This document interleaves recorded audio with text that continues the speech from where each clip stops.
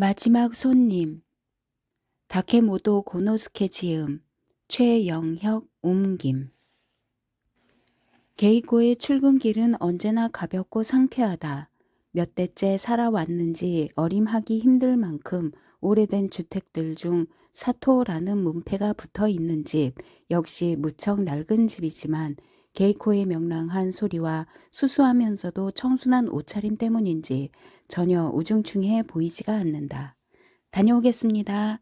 집을 나서서 큰 길까지 가는 동안 게이코는 아는 얼굴을 만날 때마다 상냥하게 인사를 한다. 안녕하세요. 아, 안녕. 게이코 양, 이제 나가요? 네. 한겨울로 접어든 차가운 바람이 게이코의 낡은 옷 속으로 파고들지만 그녀는 추위도 아랑곳하지 않고 힘차게 걸어간다. 게이코는 오호스의 중심가에 있는 과자점 춘추함에서 종업원으로 일하고 있다. 지금 그녀의 나이는 19, 벌써 4년째 이곳에 근무하고 있다. 종업원이라야 겨우 15명 정도의 규모인 춘추함에서는 매일 아침 사원 식당에서 조례를 하는데 이 조례 시간에는 한마디 제안이라는 순서가 있다. 그날 아침 총무부장은 게이코를 지명하여 한마디 제안을 해보도록 권유했다. 게이코는 수줍은 듯이 앞으로 나서서 고개를 숙였다. 여러분 안녕하세요. 안녕하세요. 아무래도 말문을 열기가 쑥스러웠지만 모든 사람이 입을 모아 답례를 하자 게이코는 용기를 얻어 뚜렷한 목소리로 말을 이어나갔다. 저는 얼마 전 어느 손님으로부터 한 권의 시집을 받았습니다. 이 시집은 알기 쉬운 표현으로 상인의 생활 자세를 노래하고 있었습니다. 예를 들면 이런 구절입니다. 조그만 가게임을 부끄러워하지 말라. 그 조그만 당신의 가게에 사람 마음의 아름다움을 가득 채우자. 모두들 진지한 표정으로 게이코의 말에 귀를 기울이고 있고 게이코는 더욱 상기된 모습으로 말을 계속했다. 저는 단숨에 그 시집을 읽고 나서 우리가 일하는 장사의 세계는 이처럼 멋있는 세계로구나 하고 겨우 깨달았습니다. 그런데 이처럼 멋진 세계에 몸담고 있으면서도 왜 이 시인과 같이 멋지게 보이지 않았을까 하고 생각해 보았습니다.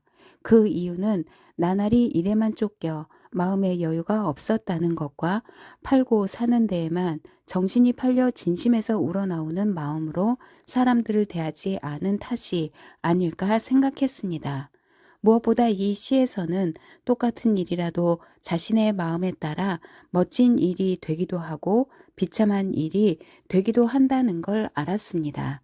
이상입니다. 끝내고 돌아가려 하는 게이코에게 니시다 사장이 박수를 치며 앞으로 나아왔다. 게이코 양 고맙습니다. 수고했어요. 덕분에 좋은 공부를 했어요. 정말 방금 게이코 양이 말한 대로예요. 그런 말을 듣고 생각해 보니 나를 포함해서 모두들 지금까지 여유가 너무 없었어요. 조금만 시간이 나면 손님에게 많이 팔아라, 팔아라 하고 안달이 나도록 밀어붙였던 게 틀림없어요. 누가 봐도 결코 좋아 보이지는 않았겠죠. 그렇지만 손님에게 아름다운 마음으로 대응한다는 거 쉬운 일이 아니죠. 매상도 올리지 않으면 안 되니 매우 모순을 띠고 있죠. 다만 우리 회사처럼 상품 자체의 구매력이 그다지 없는 조그만 가게에서 상점의 매력을 만들려고 생각한다면 사람의 매력 그것밖에 없다고 난 생각합니다. 여러분 모두 이 문제를 생각해 보도록 합시다. 조례가 끝나고 게이코가 명랑한 모습으로 자신이 근무하는 지점으로 가고 있는데 춘추함의 지배인 가야마가 뒤따라와서 게이코 양, 아까 그 시집 나도 한번 읽고 싶은데 누구 시집이죠? 하고 물었다. 게이코는 가야마의 짐을 나누어 들려고 하지만 그는 괜찮다는 몸짓을 한다. 오카다 데스라는 분의 시집입니다. 누구한테 받은 거죠? 저도 잘 모르는 분이에요. 1년에 두세 번 정도 오시는 손님인걸요.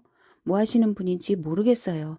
그걸 받았을 때 성함을 여쭈어 보았지만 아니에요. 부담스러워할 것 없어요. 라며 말씀해 주시지 않았습니다. 교토에 갔다가 오세 아가씨가 문득 생각나서 가져온 거예요. 라고 말씀하셨어요. 도쿄 사람인지는 모르겠습니다. 좋은 손님이군요. 고맙다고 말하는 진정한 의미가 바로 이런 거죠. 좀처럼 있을 수 없는 일이 있었다는 거죠. 감사해야겠네요. 그럼요, 있을 수 없는 일이 일어났을 때 감사의 마음을 표현하는 말이죠. 그렇습니까? 그 손님, 그 많은 과자점 중에서 일부러 우리 가게에 와 주시는 것만으로도 고마운 일인데요. 더욱 감사해야겠네요. 그분 또 오시면 지배인님께 알려드리겠습니다. 춘추함은 그다지 큰 가게는 아니다. 오래되지는 않았지만 중후한 감이 있고 모든 비품들이 산뜻하게 정돈되어 있다. 손님이 기다리는 장소에 의자가 놓여 있어서 여유를 느끼게 한다. 할머니 손님 한 분이 게이코와 같이 일하는 나미꼬와 이야기를 나누고 있다. 그 과자를 좋아했었지. 오늘은 영감이 돌아가신 날이어서 좋아하셨던 과자를 사고 싶다우. 그렇습니까? 할아버지 돌아가신 지가 벌써 3년이나 됐군요. 정말 세월이 빠르네요. 몇 개나 싸드릴까요? 15개 줘요. 알았습니다. 나미꼬가 과자를 포장하는 동안 게이꼬는 안쪽에서 차를 가져왔다. 할머니, 어서 오세요. 고맙습니다. 추우실 텐데 따끈한 차 한 잔 드세요. 게이꼬 양, 언제나 신세를 지는군요. 아참, 손녀 미도리가 게이꼬 양한테 예쁜 종이학을 받았다고 하던데 얼마나 좋아하던지. 게이꼬 양 아주 잘 적었던데 솜씨가 좋더라고. 그럴 시간이 없을 텐데 언제 만들었지? 가게에 손님이 없을 때 접기도 하고 집에서 쉬는 날 접기도 하고요. 우리 미돌이 아가씨를 친한 친구로 생각하는 것 같아. 아직 초등학생인 주제에. 그래도 괜찮아요. 귀여운걸요. 친구로서 도움이 된다면 기쁜걸요. 나미꼬는 자기 가방에서 머플러를 꺼내 손으로 부벼 따뜻해진 것을 확인하고는 과자를 싸서 자신의 가슴에 안고 가지고 온다. 기다리게 해서 죄송합니다. 주문하신 과자 15개 넣었습니다. 할머니, 밖이 추우니까 제 머플러로 싸서 넣어드릴게요. 그녀는 가슴에서 과자를 싼 머플러를 꺼내 건네준다. 아, 따뜻해요. 기분이 좋군. 고마워요. 아가씨들 젊은데도 마음 쓰는 것이 보통이 아니에요. 얼마지요? 안쪽에서 꽃을 준비하고 있던 유키코도 함께 밖으로 나온다. 네, 1700엔입니다. 추운 날씨 때문인지 한산한 가게 앞에서 추위에도 아랑곳하지 않고 일동은 나란히 서서 한참 동안 전송하고 있다. 유키코가 준비한 꽃을 현관에 걸고 있을 때 가야마가 들어오다 말을 건다. 추워. 오늘은 추워서인지 조용하군. 참, 유키코 양 그 시집 좀 읽어봐요. 유키코는 계속 꽃을 만지면서 뭐라고 하셨죠? 시집이라니요? 유키코는 당직이어서 조례에 나오지 않았지? 오늘 게이코 양이 한마디 제안에서 시집 이야기를 했어요. 항상 게이코 양의 이야기는 예리하지만 오늘은 특히 게이코 양다워서 좋았어요. 그래서 그때 지배인의 친구인 나카가와가 자동차를 타고 지나가다가 차를 멈추고 창밖으로 소리친다. 안녕, 가야마. 안녕하신가? 오랜만이야. 오늘은 게이코 양 있나? 유키코는 명랑하게 나카가와의 반응을 살피면서 야유조로 말했다. 선배님, 아니 나카가와 씨, 당신은 지배인님 친구라는 핑계로 늘 가게에 오시면서 과자도 한번 사시지 않는군요. 그래도 되는 겁니까? 난 과자 좋아하지 않아. 그렇습니까? 그러면서도 게이코 양이 내놓는 차와 과자는 잘도 잡수시던데요. 게이코 양의 것은 예외요. 말끝마다 그저 게이코 양, 게이코 양. 선배님, 도대체 게이코 양을 어떻게 하려고 생각하고 있죠? 유키코에게는 당할 수가 없군. 아침부터 사람을 비꼬지 말아요. 아무것도 특별한 속셈은 없어요. 게이코 양이 있으면 차라도 한 잔 얻어 마실까 하고 가벼운 마음으로 들른 것뿐이니까. 이때 가야마가 바쁘지 않으면 들어오라고 권하자 나카가와는 자동차를 주차시켜 놓고 들어오려고 했다. 나미코는 앞문을 열면서 안쪽을 향해 안내 방송하는 어조로 게이코 양 면회입니다 하고 장난기 섞어 외쳤다. 네, 지금 곧. 게이코가 급히 나온다. 아니, 아무도 없잖아요? 나미코 외에는 아무도 없다. 후후후. 미안, 밖에 미스터 엘리트인 나카가와 씨가 왔어요? 게이코는 의아스러운 얼굴을 하고 물었다. 나카가와 씨? 게이코 양이 있으면 들어오겠대요. 나카가와가 들어와서 쑥스러움을 감추면서 안녕 게이코 양 잘 있었소? 하고 인사를 건네자 게이코도 안녕하세요 어서 들어오세요 하고 답례를 했다. 나카가와는 손님 의자에 앉았다. 그간 못 만났군요. 회사 연수 때문에 이즈에 출장 다녀왔어요. 유키코가 아직도 꽃을 손보느라고 서서 일을 하며 선배님 이지의 선물은 나중에 게이코의 집으로 속달로 보내겠죠? 하고 비꼬자 나카가와는 큰 소리로 말한다. 또 유키코 양은 사람을 곧잘 괴롭히는군요. 학대는 사회 악이에요. 발렌타인 데이를 앞두고 유행하는 선점 문구를 쓰면서 가야마가 물었다. 며칠간 다녀왔나? 일주일간 억지로 다녀왔어. 억지로라니 그것도 일의 연장이지. 그거야 그렇지만 한마디로 자네와 자네 회사 너무 급성장한 거야. 사람도 키우지 않고 규모만 크게 되었지. 무슨 의미지? 그건? 글쎄 자네가 말한 대로일지도 몰라. 세일즈가 약하니까. 종업원들을 매뉴얼대로 교육시켜서 시스템화 하려고 하지. 그것이 이처럼 발상 전환이 잘 안 되는 시대가 되면 혼란에 빠져버려요. 그래서 우리를 옥죄어 놓고 매뉴얼을 검토시킨 거지. 유키코가 말을 가로챘다. 뭐죠? 그 매뉴얼이라는 거? 나가가와는 다소 빈정대듯이 대꾸했다. 평소 그렇게도 아는 척하고 참견 잘하면서 그래 매뉴얼도 몰라요? 이 가겐 접객 매뉴얼도 없나? 그런 것 없어요. 과자 파는데 매뉴얼이고 애니멀이고 있을 필요가 없죠. 그렇죠 지배인님. 가야마는 싱긋 웃으며 나카가와 옆으로 와서 앉는다. 글쎄 우리 작은 가게는 그런 것 없어도 돼요. 베테랑인 유키코 양에게서 가장 신인인 게이코 양도 4년이나 되니까 한 사람 한 사람이 인간으로서의 능력을 발휘하기 충분하지. 나카가와는 가야마의 말을 정면으로 부정했다. 자네 잘도 그렇게 맘 편한 소리만 하는구먼. 매뉴얼이라고 하면 그 기업의 능력을 결집한 기술의 하나야. 그 기술을 갖고 있지 않다는 걸 정당화하다니. 이때 밖에서 손님이 한 사람 두 사람 계속해서 들어오고 있다. 어이 추워. 목을 움츠리며 손님들이 들어오자 가야마도 일어나고 유키코는 손을 멈추고 어서 오세요 고맙습니다 하고 일제히 허리를 굽힌다. 게이코는 나카가와에게 차를 갖고 가다가 두 사람의 부인에게 다가가며 어서 오세요. 추우신데 이렇게 오셨군요. 항상 고맙습니다. 하고 깎듯이 인사를 했다. 아, 게이코 양 오랜만이에요. 친구분도 여전히 건강하시겠죠? 항상 그렇지 답장 빨리 해줘서 고마워요. 도움이 됐어요. 그런데 연하장에 있던 시는 누구의 시죠? 너무 멋있다고 내 친구도 칭찬을 하던걸. 부끄럽습니다. 게이코는 수줍은 듯이 말했다. 항상 가져가는 걸로 2세트 부탁해요. 부인은 주문을 하고 나서 가야마에게 말했다. 지배인, 오늘은 나와 친한 친구를 데리고 왔어요. 가야마는 앞으로 다가서며 지배인 가야마입니다. 소개받은 부인 쪽이 더 품이 있고 조용한 듯이 보인다. 이 친구가 너무 이 가게를 칭찬해서 마침내 나도 와보고 싶어졌어요. 이 춘추함에 좋은 선전원이죠. 호호호. 손님들이 돌아가자 시집을 뒤적이고 있던 나카가와가 가야마에게 불쑥 묻는다. 자네 이런 것 읽는가? 읽으려고 빌렸지. 아직도 이런 책이 팔리나? 속을 모르겠군. 이런 책 사는 사람 장사란 이 책처럼 아니한 것이 아니고 먹느냐 먹히느냐의 사나이의 사투인데 오호 이것 봐라. 생각하는 것은 아니다. 생각해야 할 것은 오늘도 또 사람의 마음의 아름다움을 우리 장사의 모습으로 하고 싶은 것이다. 나카가와의 냉소적인 목소리는 기분에 들떠 점차 커지고 있다.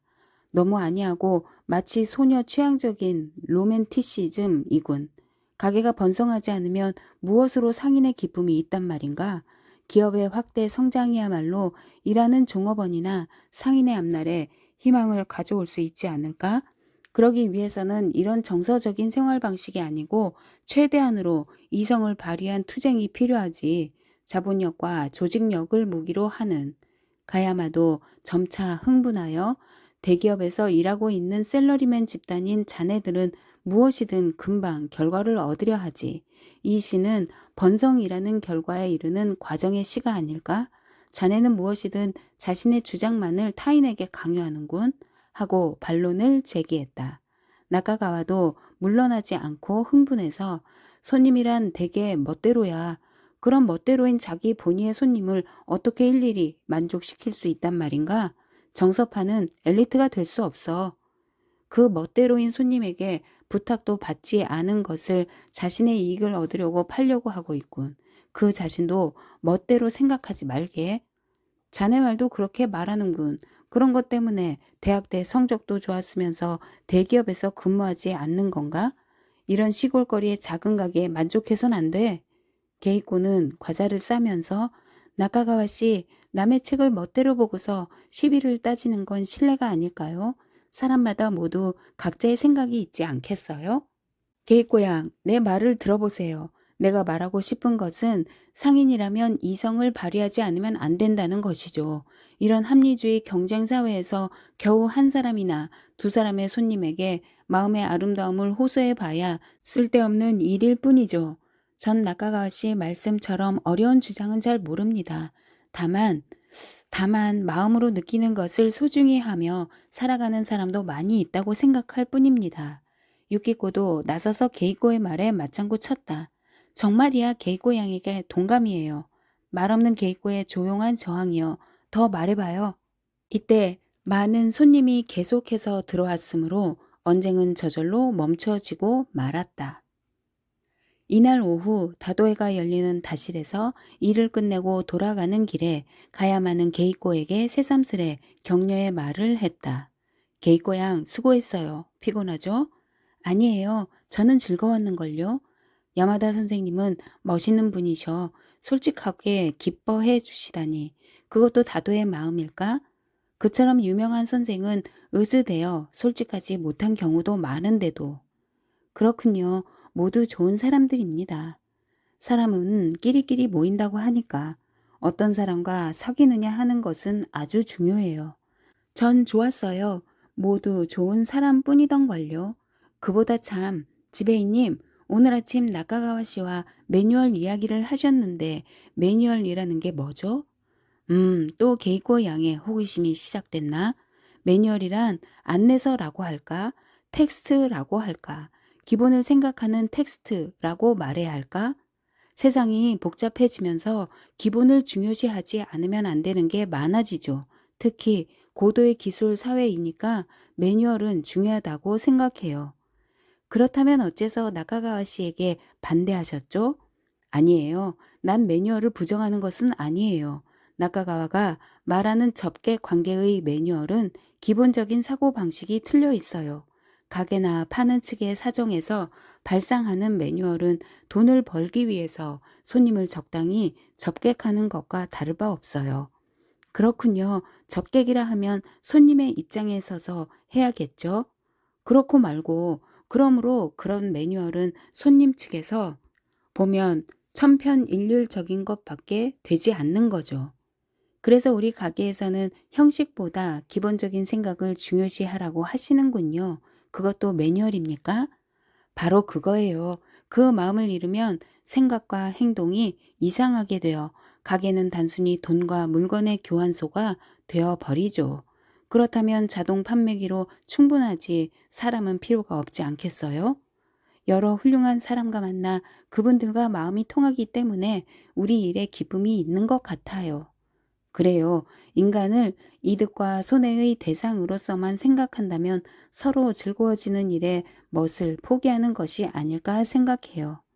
인간이란 인간으로 태어난 것을 기뻐하지 않으면 안 되죠. 인간이니까 효율을 올려서 수익을 얻어 풍족하게 살고자 하는 욕심도 모르는 바 아니지만 뭔가 쓸쓸해요. 물질이 풍부하지 않으면 행복하지 않다고 하는 사고방식. 두 사람의 대화는 진지하기만 했다. 그날 밤 늦은 시각 마지막으로 온 손님이 어둠 속으로 사라질 때까지 전송을 하고 나서 게이코는 남은 과자를 정리하고 청소도 끝마친 뒤 내일의 준비를 했다. 유난히 추운 하루도 끝났다. 오늘도 여러 가지 일이 있었다. 손님들도 많이 와 주었으므로 고마운 일이다. 케이코가 사복으로 갈아입고 나와 보니 불 꺼진 가게 주인은 더욱 차갑고 조용하기만 하다. 수수한 옷에 털로 짠 커다란 쇼를 머리까지 완전히 뒤집어 쓴 수녀와 같은 게이코의 모습이 어둠 속으로 멀어져 갔다. 게이코가 큰 길로 나섰을 때였다. 지붕 위에서 가득 눈이 쌓인 자동차 한 대가 어떤 집을 찾는 듯 옆을 스쳐가고 있었다. 게이코가 혹시나 하여 고개를 돌아보니 자동차는 가게 쪽으로 향하고 있었다. 그 자동차가 춘추암 앞쪽으로 방향을 틀었을 때 문득 저 차 과자를 사러 오는 건 아닐까 하고 게이코는 생각했다. 그러자 게이코는 이미 자기도 모르는 사이에 가게 쪽으로 뛰어가고 있었다. 역시 그 차는 춘추암 앞에 멈춰 있었다. 게이코가 자동차의 문을 노크하자 안에서 천천히 창이 열린다. 게이코는 불쑥 물었다. 혹시 과자가 필요하십니까? 여기 춘추암이죠? 네, 그렇습니다. 이미 끝났군요. 네, 그런데 전 이 가게 사람이니까요.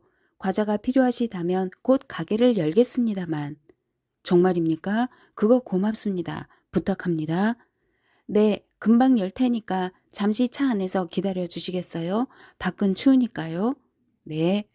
게이코는 가게 문을 열고 안으로 들어갔다. 가게 안에 조명을 켠 게이코는 다시 나와서 손님을 안내했다. 많이 기다리셨습니다. 어서 들어오세요. 미안합니다. 번거롭게 해서. 게이코는 가스 스토브에 불을 붙였다. 먼 곳까지 이렇게 찾아주셔서 고맙습니다. 어서 들어오세요. 지금 난방을 넣었으니까요. 45, 6세쯤으로 보이는 젊은 신사의 이름은 시로도이다. 다행입니다. 고맙습니다. 다쳐 있으면 어쩌나 하고 걱정하면서 왔습니다. 게이코는 서둘러 진열 케이스에 하얀 덮개 천을 벗기면서 약간 늦으셨습니다만 이렇게라도 때를 맞춰 오셔서 다행입니다. 선체로 시로도는 안도하면서 말했다.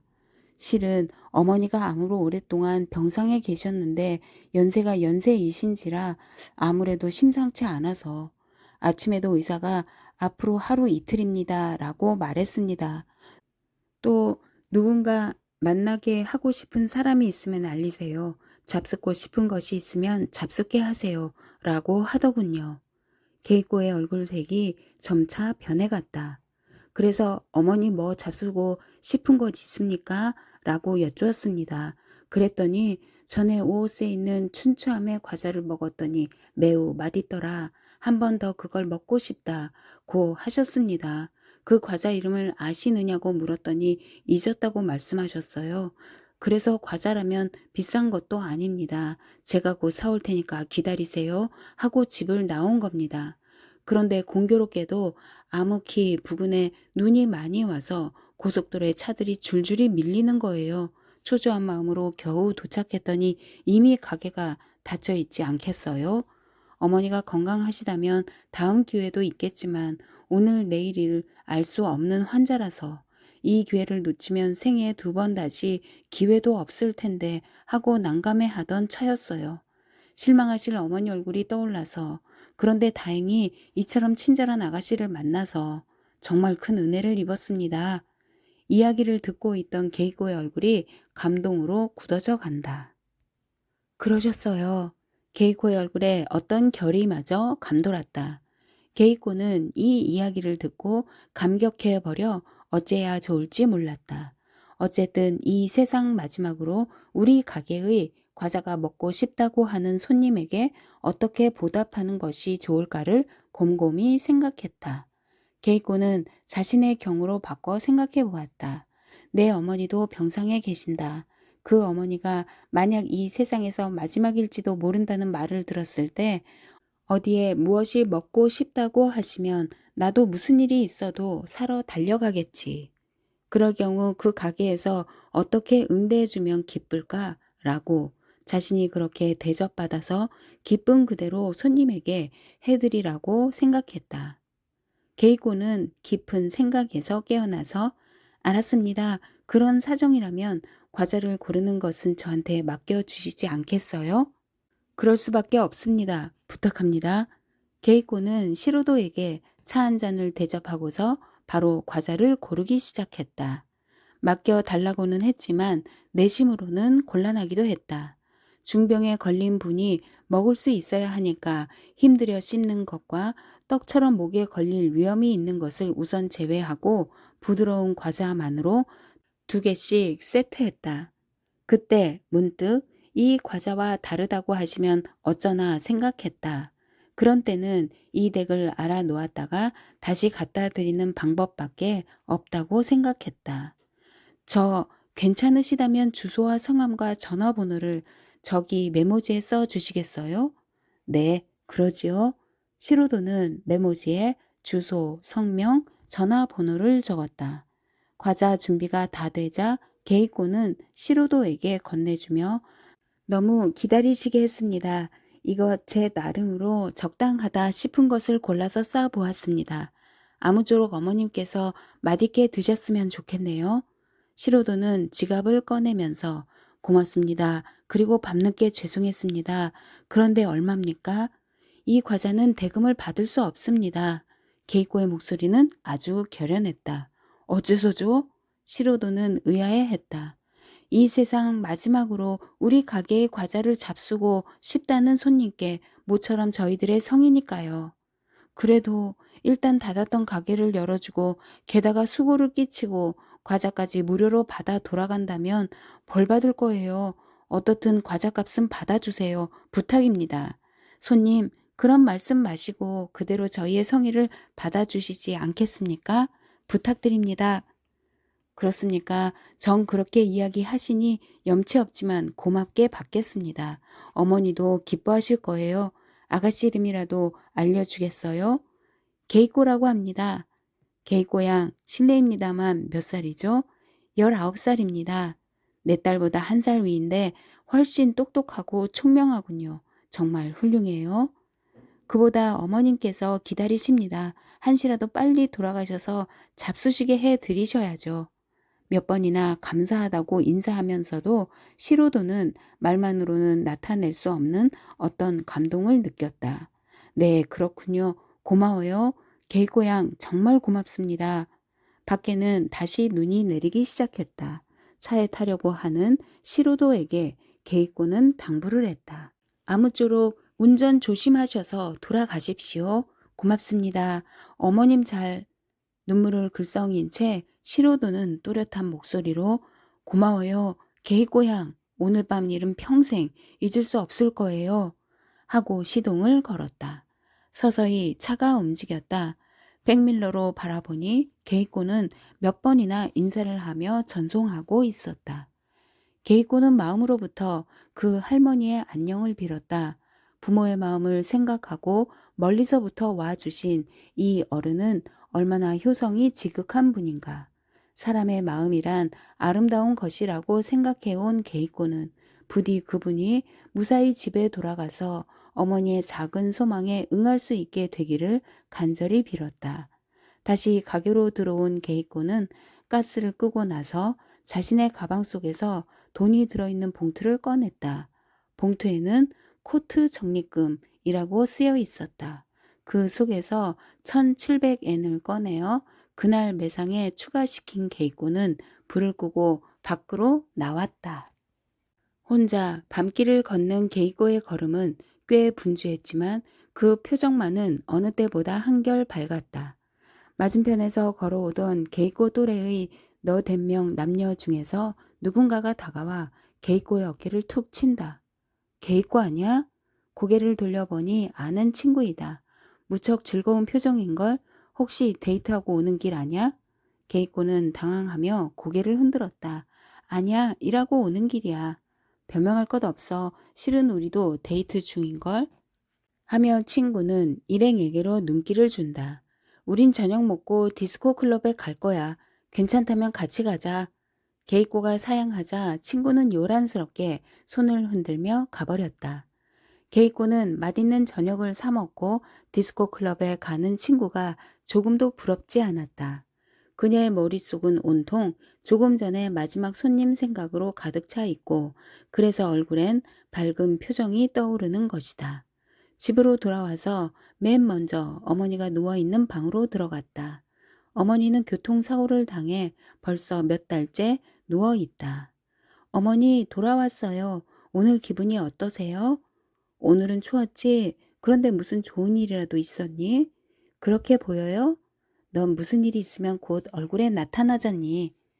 별로 당연한 일을 했을 뿐인데 이렇게 기분이 좋다니 나도 모를 일이에요. 얼른 저녁상 차릴게요. 어머니는 안쓰러운 눈길로 딸의 뒷모습을 바라본다. 게이코가 부엌으로 들어섰을 때 여동생이 앞치마를 두르고 생선을 굽고 있었다. 미안하구나 늦어서. 아니야 언니 할 줄 몰라서 생선만 구워놨어. 게이코는 서둘러 앞치마를 두르고 냄비에 물을 붓고 저녁 준비를 했다. 수고했다. 이젠 언니가 할 테니 밥상을 차려줘.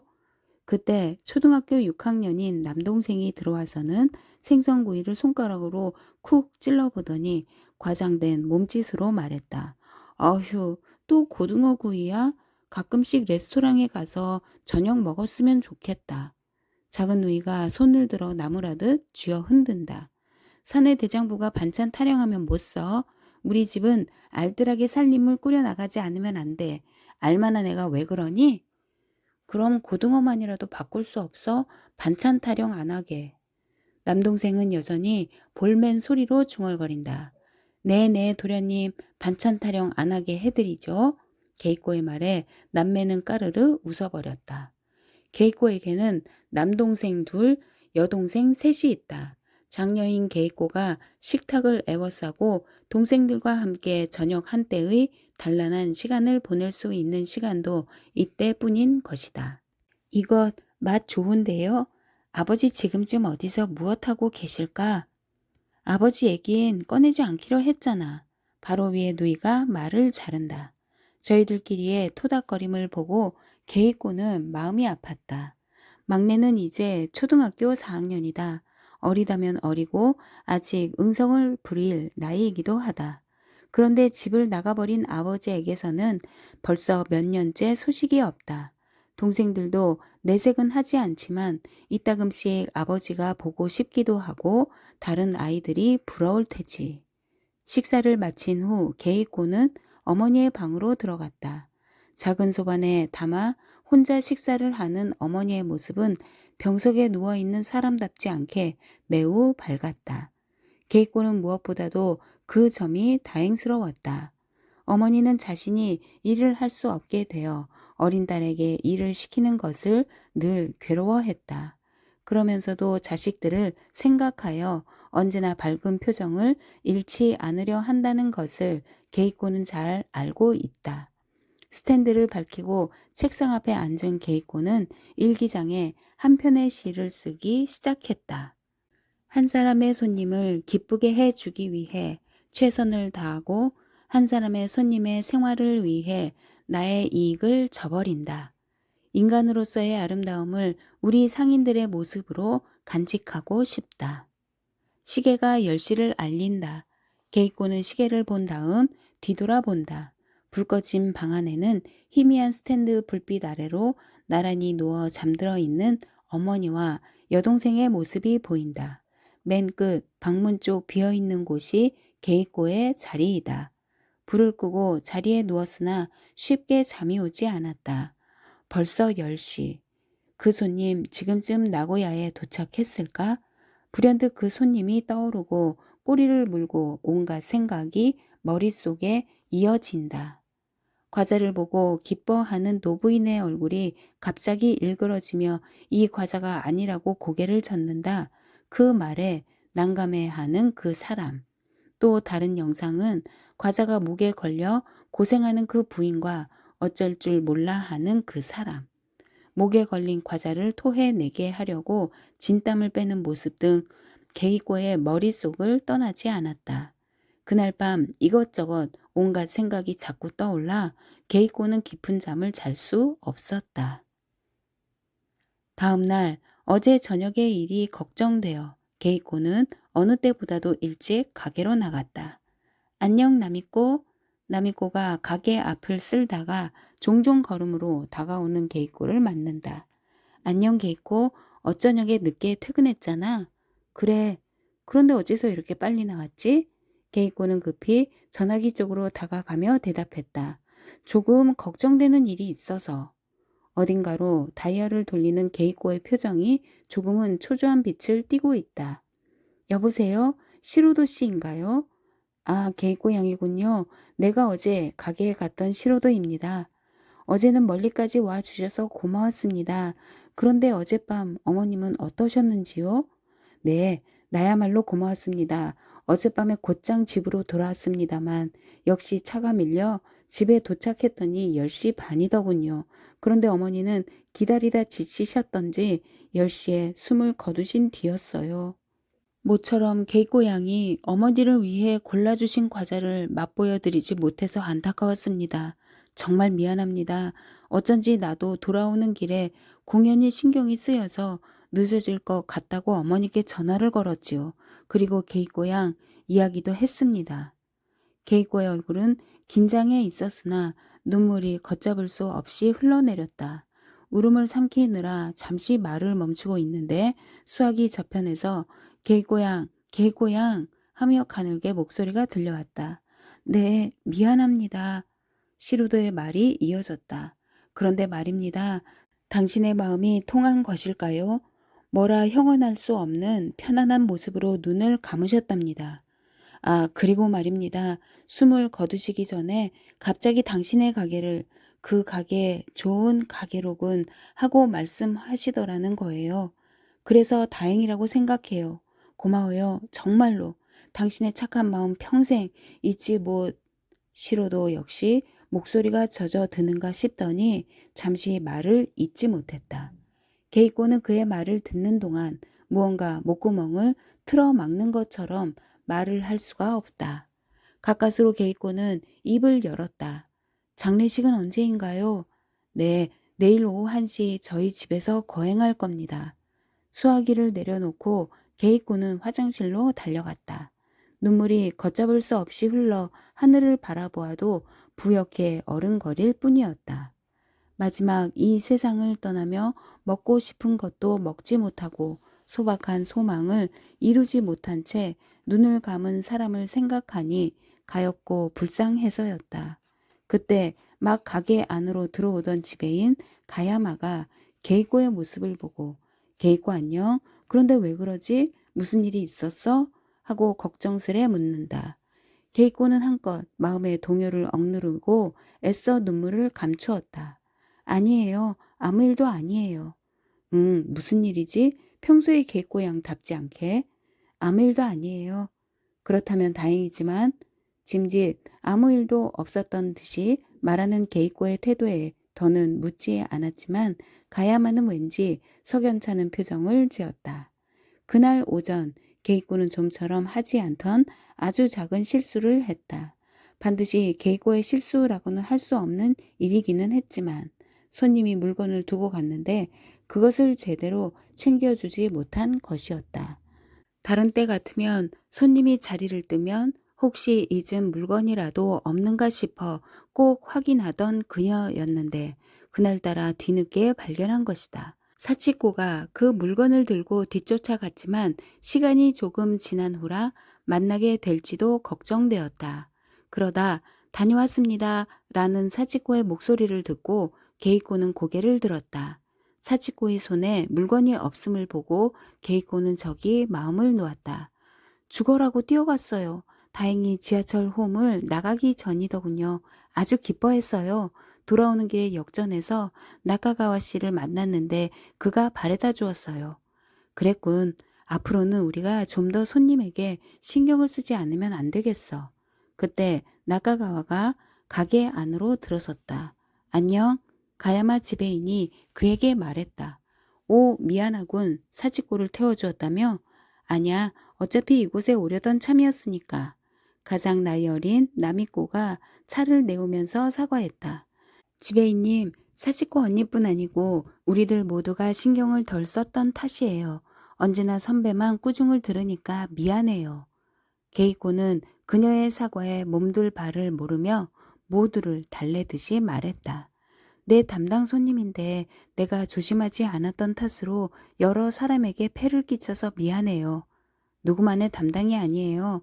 가게의 손님은 가게 전체의 손님이니까 가게 전체가 신경을 써야지. 무슨 소린가 영문을 몰라 하던 나카가와가 끼어들었다. 모두들 무슨 얘기 하고 있는 거요? 아까 왔던 손님이 물건을 놓고 가서 말이야. 나카가와는 어이가 없다는 듯이 말했다. 모두들 머리가 돈 것 아니야? 물건을 잊은 것은 손님 쪽이야. 잊어먹은 손님이 잘못이지 당신들이 사과할 일이 아니잖아. 옳은 건 옳고 그른 건 그른 거야. 그런 식으로 남이 실수한 것까지 일일이 책임을 지다가는 이 각박한 세상 살아나갈 수가 없어. 자기 책임의 범위 안에서 살펴나가야 된다고. 게이코는 아까부터 무언가를 생각한 듯하다가 가야마에게 입을 열었다. 지배인님, 잠깐 공장에 갔다 와도 될까요? 무슨 일로? 별도 주문에 대해서 의논하려고요. 지배인의 허락을 받고 가게를 나서는 게이코의 뒷모습이 어느 때보다도 쓸쓸해 보였다.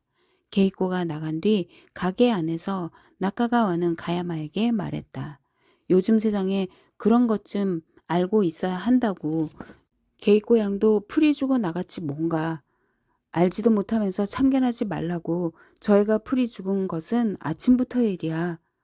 그러고 보니 게이코가 아침 일찍 출근하자마자 어딘가에 전화를 하더니 장례식은 언젠가요? 하고 묻고 있었어요. 틀림없이. 그래서 그런가? 애처롭다고 할까? 애써 아무 일도 없다는 듯이 명랑하게 행동하고 있는 게이코는 다른 사람들이 신경을 쓸까 봐서.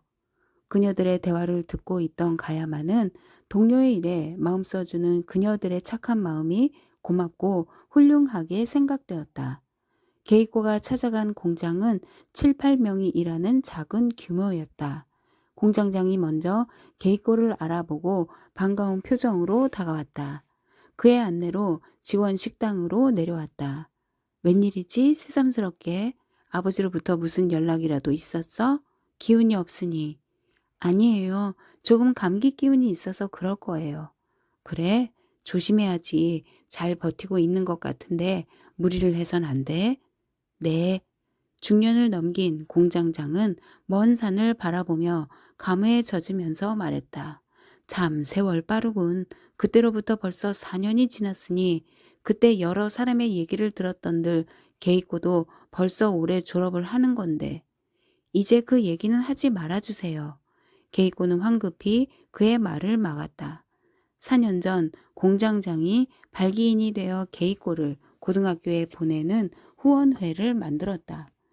모두들 기꺼이 후원인이 되어 주겠노라고 나섰지만 게이코는 이를 통해 자신을 키우겠다며 정중히 거절했다. 가난한 살림, 5이나 되는 동생들, 그리고 생활력 없고 무력한 아버지를 대신해서 자신이 짐을 짊어져야겠다고 생각했던 것이다.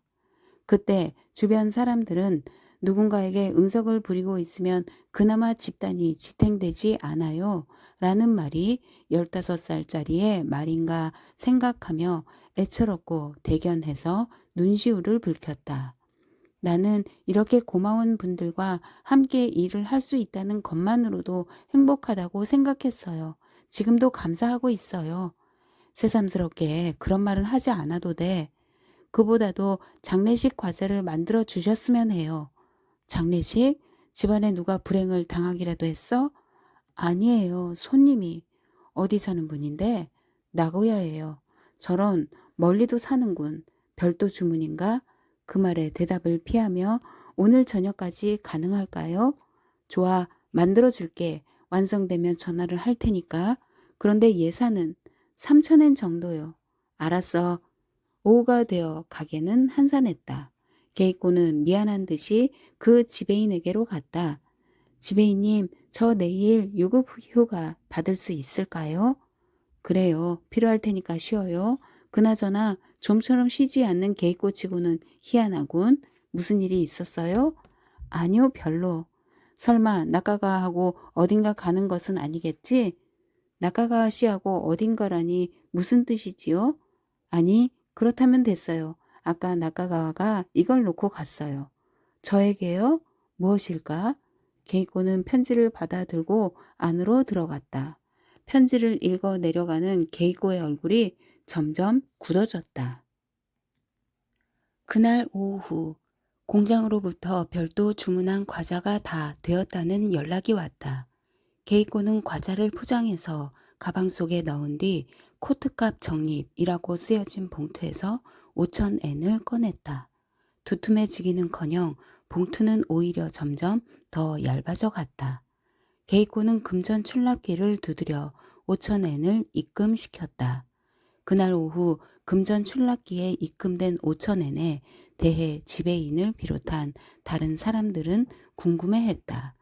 그러나 곧 그것이 케이코가 별도 주문한 몫이란 걸 알게 되고 고객의 장례식에 참석할 것이라는 것도 알게 되었다.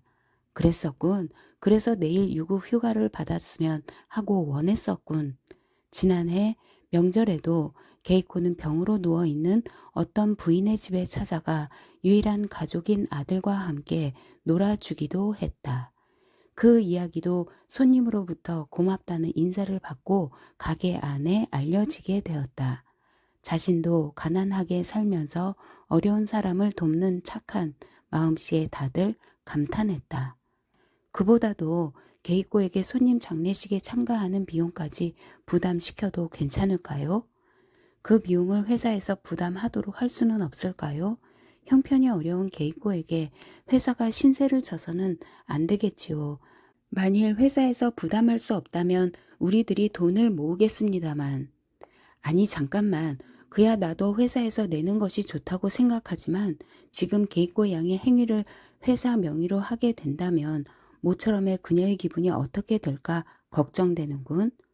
그래요. 바로 그 점이에요. 게이코가 말하는 인간 행위의 아름다움이라는 그 나름의 깊은 세계에 누군가가 끼어드는 셈이 되지요. 다른 사람으로부터 강요당해서 하는 행위가 아닌 만큼 이상한 개입을 하지 않는 것이 중요하다고 생각하는데 게이코의 월급을 알고 있는 만큼 더 괴로워지는군. 어쨌든 이 문제는 나에게 맡겨줘요. 기회를 봐서 처리할 테니까. 게이코가 장례식에 입고 갈 옷을 이것저것 궁리하고 있는데 옆방에서 어머니의 목소리가 들린다. 게이코, 넌 이번 겨울에 코트를 산다고 돈을 적립하고 있더니 어떻게 되는 거니?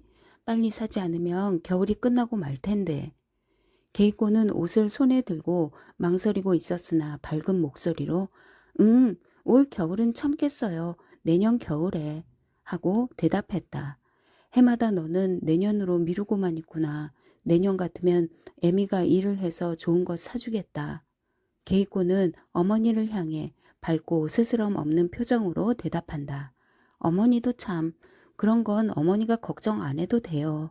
낡은 옷장을 열어 다시 이것저것 옷을 만져보면서 게이코는 낮은 한숨을 내쉬었다.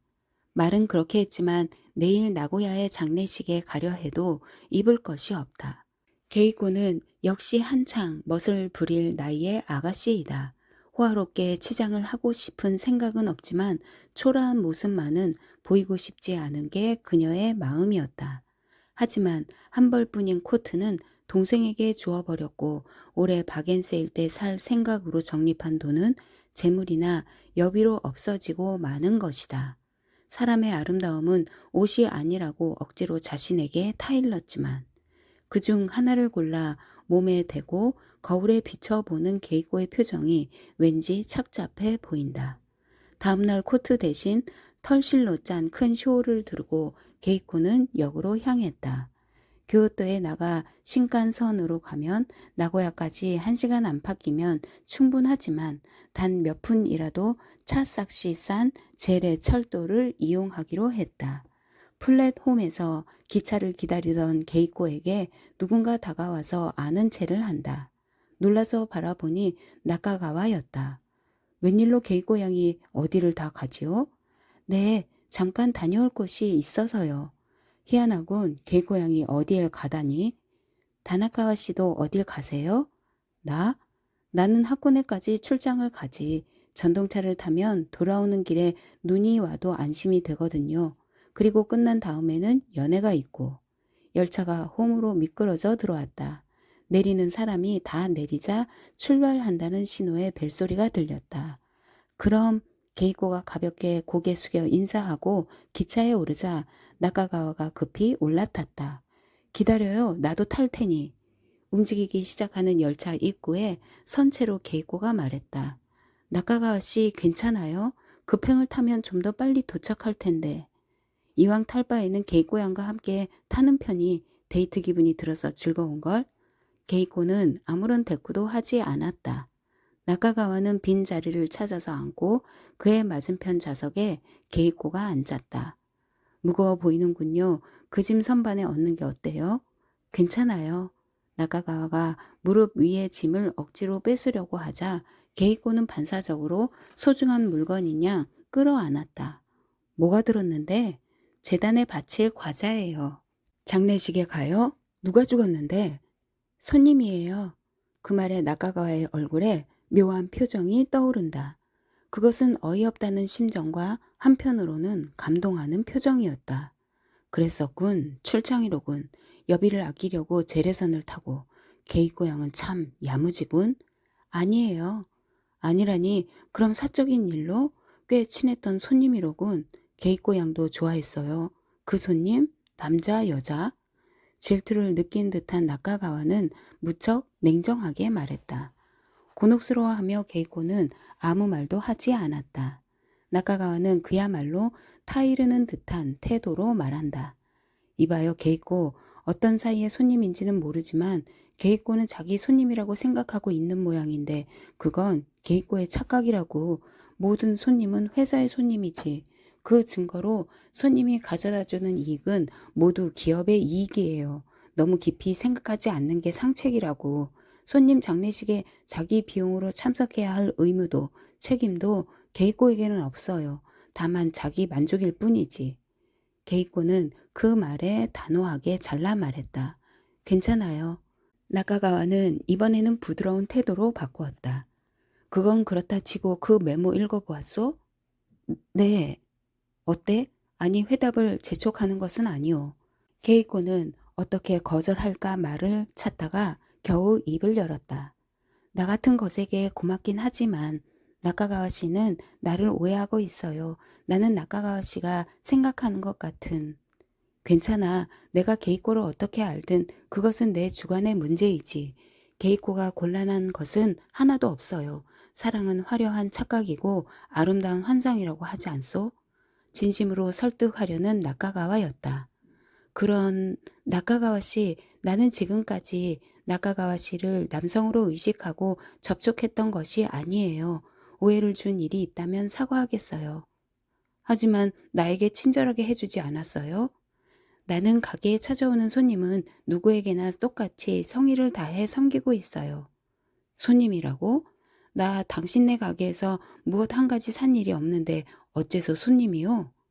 가게를 내고 있다는 것은 손님을 부르고 있는 거나 마찬가지예요. 특히 물건을 팔아준다, 안 팔아준다 하는 것과는 관계가 없어요. 일부러 가게에 찾아오는 것만으로도 고마운 손님이에요. 만남을 소중히 여기라고 교육받고 있어요. 그건 어쨌든 차를 끓여주고 무엇이든 나눠주고 그런데 당신은 진심으로 대해주었고 나에게 특별한 감정이 있는 것처럼 생각되었지 뭐요? 미안해요. 제가 미숙해서 나카가와 씨에게 오해를 불러일으켰네요. 나카가와는 약간 화가 난 듯 정색을 하고 물었다. 요컨대 게이코 양은 나를 싫어하는 거요? 어째서 인간의 접촉을 남자와 여자, 좋고 싫은 것만으로 한정하는 거지요? 좋은 감정은 서로가 이해하고 친해진 뒤에 자연스럽게 성립되는 거라고 생각해요. 차장이 표 검사를 하러 와서 그들의 얘기는 잠시 중단되었다. 이봐요, 게이코. 나쁜 얘기는 안 할게. 나하고 결혼하면 그런 점원 노릇 같은 비참한 일은 절대 안 시킬 거요. 정말이라고 평생 행복하게 만들어줄 테니까. 나카가와 씨는 우리들 같은 가게 일을 보는 사람을 비참하다고 보시나요? 나카가와 씨도 상인이 아닌가요? 우리들 같은 비즈니스맨과 동일시하면 곤란해. 당신들은 단순한 고용자가 아니오? 게다가 남의 어린애에게 종이 접기를 해주면서 비위를 맞추기도 하고 심성도 모른 손님에게 편지를 써서 추파를 보내기도 하잖소. 이것을 비참하다고 하지 않을 수는 없소. 남의 마음을 끌려는 것은 호스티스나 하는 짓이지. 말씀이 너무 지나치시군요. 냉정하게 말한다면 손님은 수요가 있으니까 물건을 사러 오고 그 수요에 대한 공급의 차원에서 작업을 하고 있는 것이 당신들이란 말이오. 특별한 인간관계만으로 수요와 공급이 해결되는 것이 아니거든. 당신이 생각하는 이상으로 그 일은 메마른 비즈니스란 말이오. 아무렇게나 생각하세요. 사고방식 차이니까요. 게이코의 머릿속에 상인의 자세를 말했던 예의 19절이 떠오른다. 당신의 오늘의 일은 단지 한 사람이라도 좋다. 당신에게 고맙소 하고 마음으로부터 인사를 하고 싶어 하는 손님이라는 이름의 친구를 만드는 일이다. 다음 역에서 나카가와는 기차에서 내렸고 그는 미끄러져 가는 열차를 바라보며 중얼거렸다. 아무것도 모르는 바보로군. 나고야에 내린 게이코는 표지판만을 바라보며 걸었다. 처음 걸어보는 그 거리는 낯설기만 했고 어디로 가야 할지 알 수 없었다. 그러다가 안내소가 눈에 띄자 곧 안으로 들어갔다. 안내소의 늙은 직원은 그야말로 친절하게 지도를 꺼내 가리키면서 알려주었다. 게이코로서는 낯선 곳에서의 한마디가 그토록 따뜻하게 느껴질 수가 없었다. 그 안내원에게는 실제로 득이 될 일이 아닌데도 친절하게 응대해 주는 것이다. 안내원이 적어준 대로 약도를 보며 나고야 시내를 헤매는 동안 하늘에서는 춤을 추듯 눈이 내리기 시작했다. 시로도 가해 현관 앞에 도착했을 때 장례식은 광명사에서 한다는 종이 메모가 붙어 있었다. 게이코가 다시 광명사를 찾아갔을 때는 이미 장례 준비가 다 끝나 있었다. 실례합니다. 안으로 들어서던 게이코는 여고 교복을 입은 한 여학생과 마주쳤다. 네, 누구신가요? 저 오호스의 춘추암에서 왔습니다만. 네? 그 춘추암이라는 과자점? 설마, 아니 실례했습니다.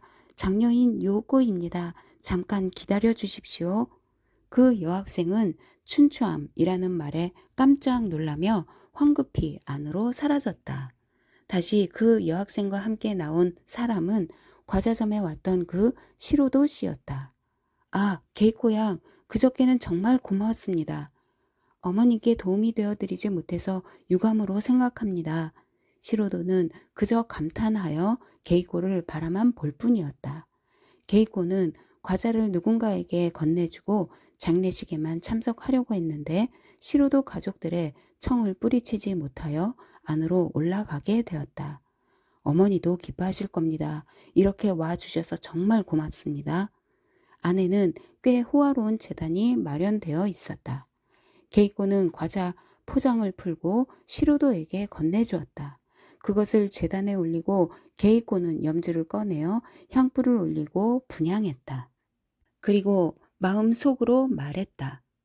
처음 뵙는 손님, 이 세상 마지막에 우리 가게의 과자를 먹고 싶다고 말씀하신 분, 미처 시간을 대지 못해 정말 서운하셨겠지요. 좋아하시는 과자를 떠나시는 길에 갖고 가시라고 인사쳐 왔습니다. 아무쪼록 편안히 쉬십시오. 모여있던 시로도의 가족들은 게이코의 착한 마음에 차오르는 감동을 억제하며 숙연해졌다. 모처럼 왔으니까 장례식 뒤에 식사를 함께 하자고들 했다. 게이코는 자신의 소박한 마음 씀씀이를 이런 식으로 크게 기뻐해 주니 쑥스럽기만 했다. 장례식이 거행될 때는 눈이 펄펄 날려 몇 치 앞도 분간할 수 없을 정도였다.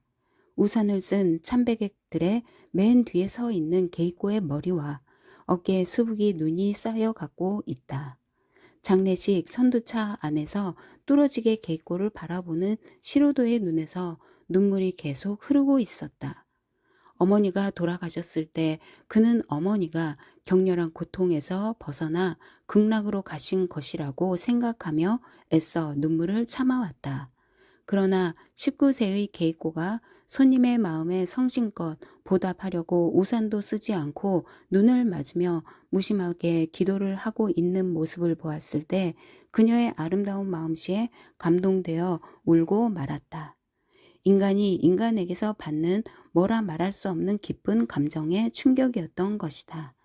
지금은 그 자신이 인류 기업의 판매 과장 자리를 맡아 많은 부하를 거느리고 지도하며 적자는 업적을 올려 만족과 자부를 느끼고 있지만 상인에게 이런 멋진 세계가 현실적으로 있으리라고는 미처 몰랐다.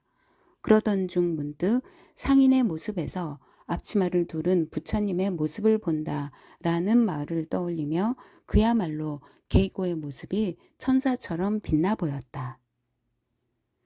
며칠 후 과자점 춘추함에는 시로도가 과장으로 재직 중인 회사의 홍보 신문이 배달되었다.